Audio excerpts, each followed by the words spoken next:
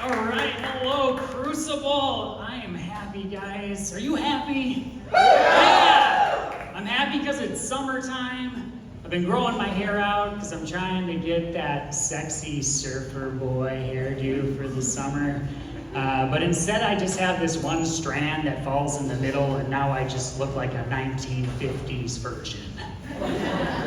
If my hair could talk, it would be like, "Oh, hi, Mary.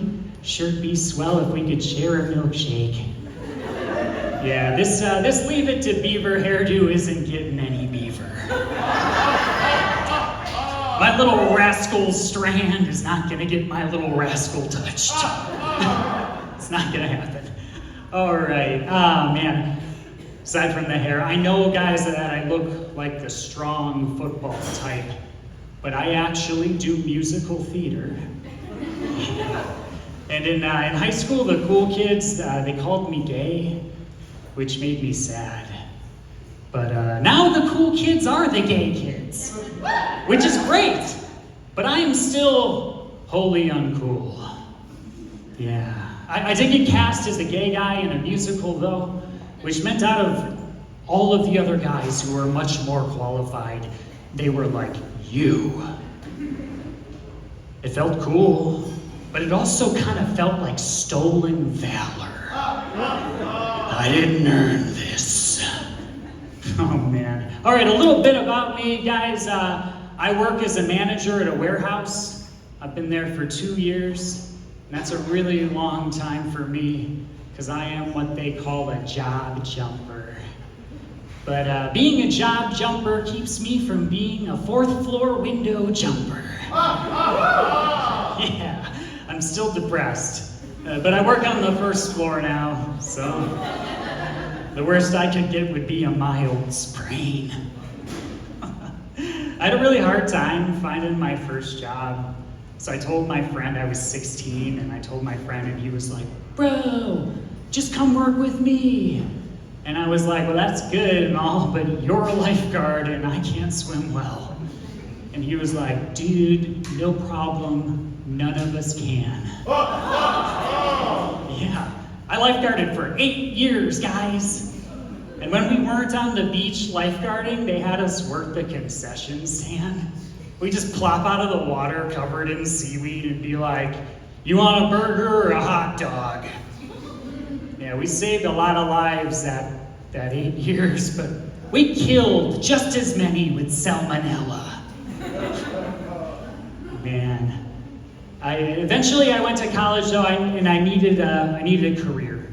So I took a job working for Hertz Rental Car as a rental car agent. And Hertz Rental Car, they do one thing really, really well, and that is ruining family vacations. Yeah. They don't often rent cars at Hertz, they don't have them. But they do rent broken dreams. You can get those there. Man, I've been following the news, guys, and it looks like they might do a ruling, the Supreme Court, on student loans this week. Yeah, I know. I've got student loans. Anyone else here have student loans? Yeah, almost fucking all of us. Here we go.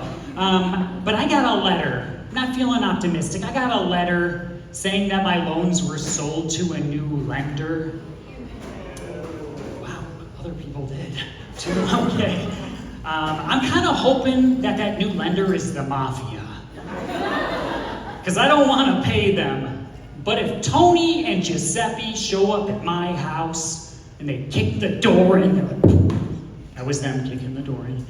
And they're like, "1 week, kid, huh? You got 1 week." And then Giuseppe's like, "Yeah, 1 week, what he said." I will come up with the money, guys. I will. And if I can't, I guess I'll just have to whack someone. I don't know. If it's kill or finish off Giuseppe, but I will figure it out. And we will solve this student loan crisis, guys, one whack at a time. Yeah. All right, a little bit more about me. I am sober. I quit drinking 4 years ago. Give it up for me. I thought, though, that when I got sober, I would become successful. start a business, and run a marathon. In that order. And so far, none of that has happened.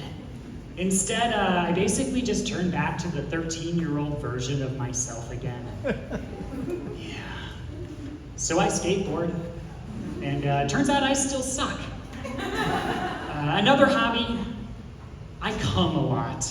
Well, and often. Mind of a 13-year-old, what can we do?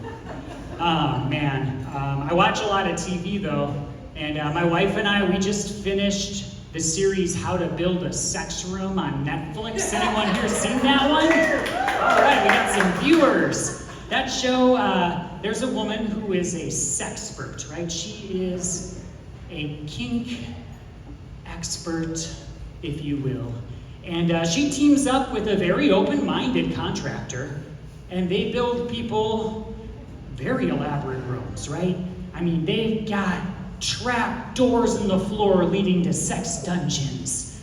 And they've got bookshelves that move with rooms with whips and chains and ball gags. And it starts off strong.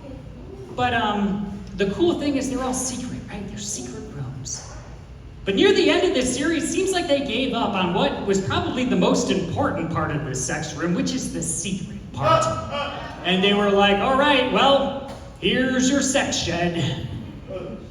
Right in the backyard. And I would love to hear a voicemail from their neighbor. I can only imagine it would go something like this. Hey, Carol, Jean, yeah, it's Bob. Hey, I just wanted to give you a quick ring because I think there might be something wrong with your lawnmower.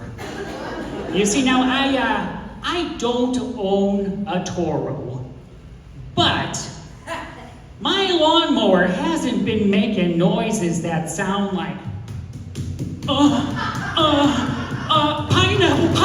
pineapple. But at least they have a safe word, guys. Safe words are important. The show's been a little inspiring, though, because my wife and I have been experimenting a little more in the bedroom. Yeah, thank you. And because of that, I've been wanting to add a new joke to my comedy set about butt plugs. But I just can't seem to get it to fit. I can't find the right spot. The thing is, guys, I just don't want to force it. So, you know what? I'll just finish with it. I've been Matt Ragalie. Thank you guys very much. Tip your bartenders. And give it up for the other performers. Thank you.